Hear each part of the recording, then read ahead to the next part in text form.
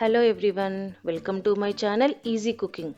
ఈరోజు మనం చేసుకోబోయేది మునగాకుతో పూరి.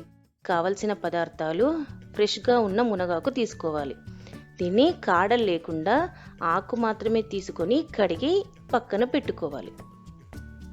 ఇప్పుడు దీనికి కావలసిన మసాలాలు: కారం, వాము, జీలకర్ర, పసుపు, ధనియాల పొడి, ఉప్పు, అల్లం వెల్లుల్లి పేస్ట్, కొత్తిమీర, నూనె, తగినంత గోధుమ పిండి.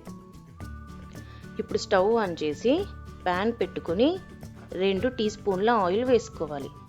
ఇది కాస్త వేడయ్యాక కడిగి పెట్టుకున్న మునగాకుని చిన్నగా కట్ చేసి ఇందులో వేసుకోవాలి. ఇప్పుడు దీన్ని కొద్దిసేపు ఫ్రై చేసుకోవాలి. ఇలా ఫ్రై చేయకుండా వేయకుండా బాగుంటుంది. కాకపోతే దీన్ని ఫ్రై చేసి వేస్తే ముఖ్యంగా పిల్లలు చాలా ఇష్టంగా తింటారు. దీన్ని ఇప్పుడు గిన్నెలోకి తీసుకొని కాసేపు చల్లారబెట్టుకోవాలి. ఇది కాస్త చల్లారాక ఇందులో కడిగి పెట్టుకున్న కొత్తిమీర కూడా వేసుకోవాలి.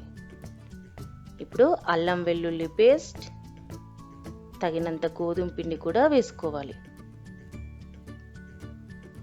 ఇందులో ఉప్పు, కారం, ధనియాల పొడి, పసుపు, వాము, జీలకర్ర వేసి బాగా కలుపుకోవాలి. ఈ ఆకులు మరియు పిండిని ఉండలు లేకుండా బాగా కలుపుకోవాలి. ఫస్టే నీళ్లు పోయకుండా దీన్ని బాగా కలుపుకొని ఆ తర్వాత కొంచెం కొంచెం నీళ్లు పోసుకుంటూ కలుపుకోవాలి. నీళ్లు ఒక్కసారిగా వేయొద్దండి, పిండి బాగా మెత్తగా అయిపోతుంది. ఇలా కొంచెం కొంచెం వేసుకుంటూ బాగా కలుపుకోవాలి. నీళ్లు తగ్గినట్టు అనిపిస్తే ఇంకొంచెం నీళ్లు పోసుకొని పిండిని బాగా కలిపి ముద్దలా చేసి పెట్టుకోవాలి. ఇది బాగా మెత్తగా కాకుండా కొంచెం గట్టిగా ఉంచుకోవాలి. ఈ పిండి బాగా నానే వరకు దీనిపైన ఒక పొడి బట్ట కప్పి పక్కన పెట్టుకోవాలి. ఇప్పుడు స్టవ్ ఆన్ చేసి స్టవ్ పైన ప్యాన్ పెట్టుకొని డీప్ ఫ్రైకి సరిపడా ఆయిల్ వేసుకొని వేడి చేసుకోవాలి. ఈ ఆయిల్ వేడయ్యేలోపు పిండిని కొంచెం కొంచెంగా తీసుకొని ఇలా ముద్దలుగా చేసుకొని పూరీలా చేసుకోవాలి.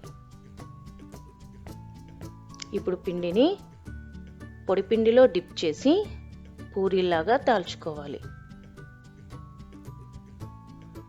దీన్ని మీరు ఆయిల్లో డిప్ చేసి కూడా తాల్చుకోవచ్చు.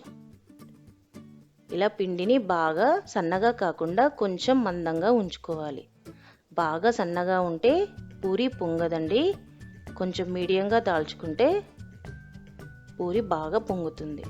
ఇలా అన్ని పూరీలని బాగా తాల్చుకొని ఒక ప్లేట్లో రెడీగా ఉంచుకోవాలి.